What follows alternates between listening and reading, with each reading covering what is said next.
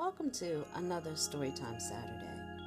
Today I've got a story for you that dives deep. It's a little mysterious, a little spiritual, and totally thought-provoking. So grab your favorite tea or snack and let's get into it. Today's story is titled The Long Table and the Shadow.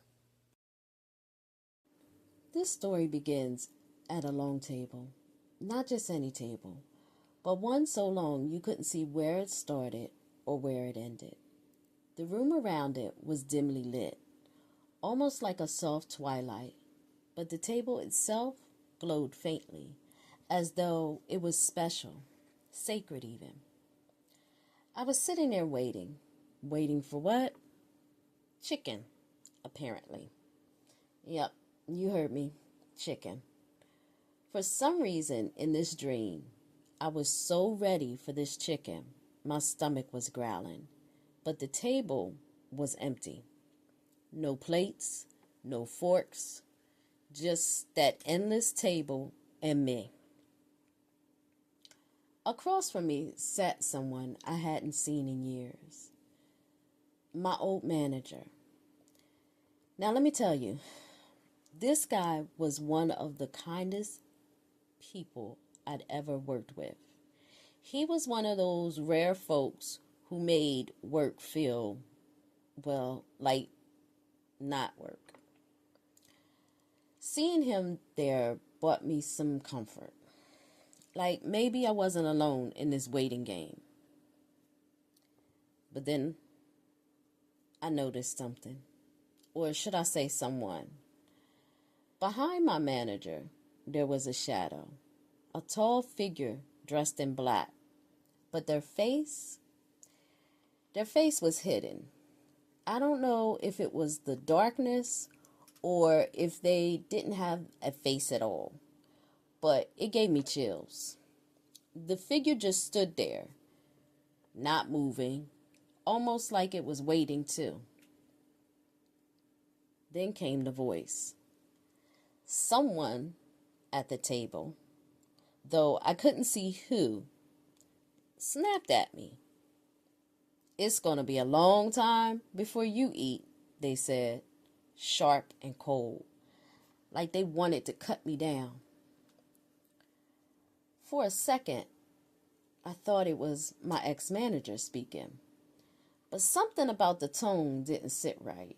It didn't match his kind of nature. And deep down, I knew it wasn't him. And then that's when it hit me. The snapping voice wasn't from anyone at the table. It was coming from somewhere else.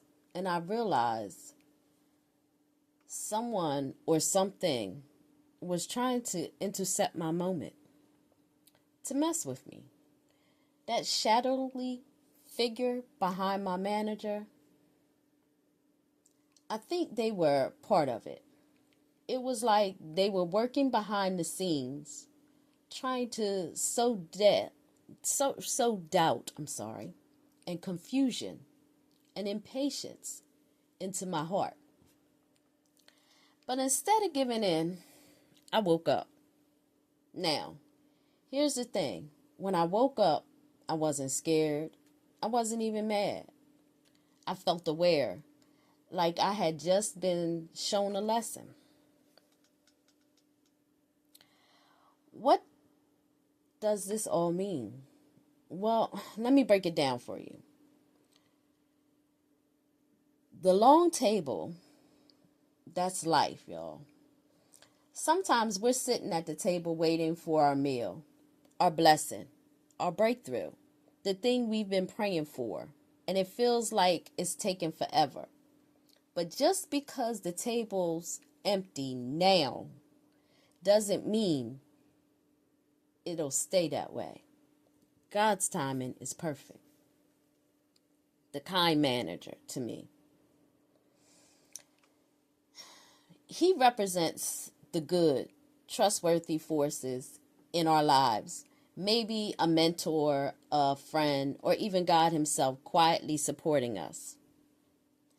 And that shadowy figure, in black, well, let's be real. That's the enemy.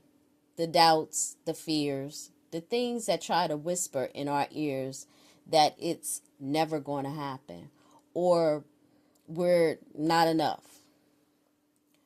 But here's the thing. Just because the shadow is present doesn't mean it has power. And the snapping voice, it was a test, a distraction, something trying to get me to focus on the delay instead of the promise. When I woke up, I realized that recognizing the interference was the victory. It reminded me that sometimes the enemy tries to intercept our dreams or our literal dreams and our spiritual ones too. But when you've got discernment, you can see through the shadows. So if you're sitting at your own long table right now, waiting for your blessings, I want to encourage you. Don't let the shadows distract you. Your feast is coming. And let's be real, when it does, it's going to be worth every second of the wait. That's my story for Storytime Saturday this week. What do you think? Have you ever had a dream or an experience that made you stop and reflect on where you're at in your life? Drop it in the comments. I love to hear your thoughts. Until next time, remember, the shadows might try, but they can't stop what's meant for you. Keep shining, y'all. See you next week.